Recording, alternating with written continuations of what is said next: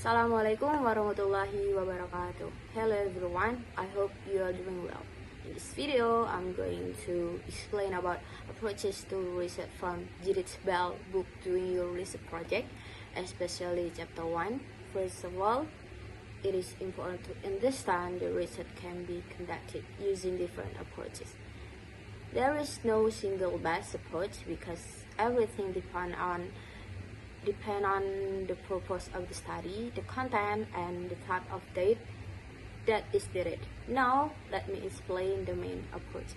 The first is action research.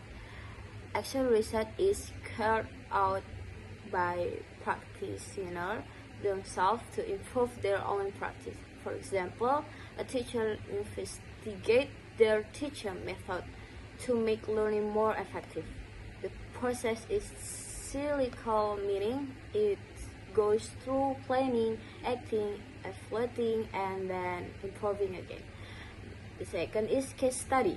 Case study focus on one specific case in depth. The case may be an individual, a group, or an institution. For instance, a study about how a school applies a new curriculum.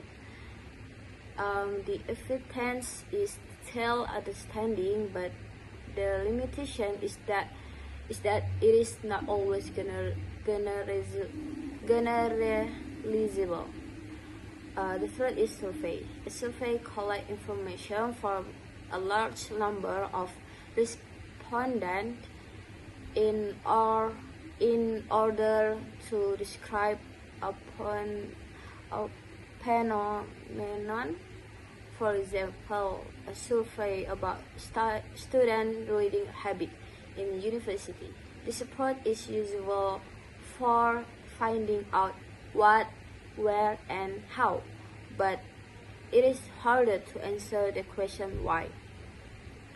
For the fourth is experimental research. This approach is used to study cause and effect relationship is usually involves to a group. An experimental group that receives a special treatment and control group that does not, for example, testing whether digital media really increase student motivation. The fifth is ethnography. Ethnography is a style of research that studies people and culture in their natural setting. The research often takes part in the group's daily life to understand their culture and behavior. For example, living in community to learn about their traditional.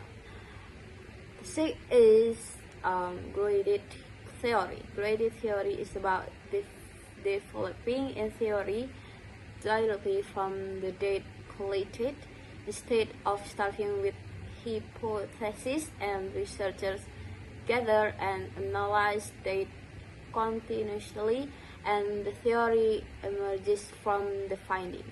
And the last is narrative inquiry.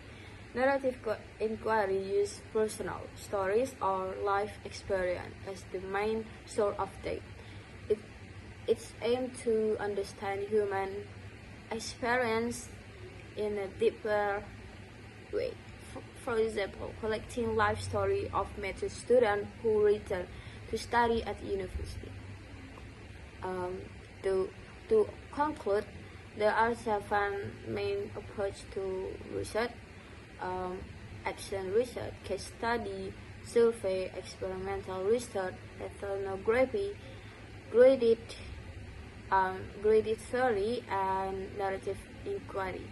Each of them has strengths and weakness, and research need to choose the most suitable one based on the research question. Sometimes researchers can even combine more than one approach to enrich their study.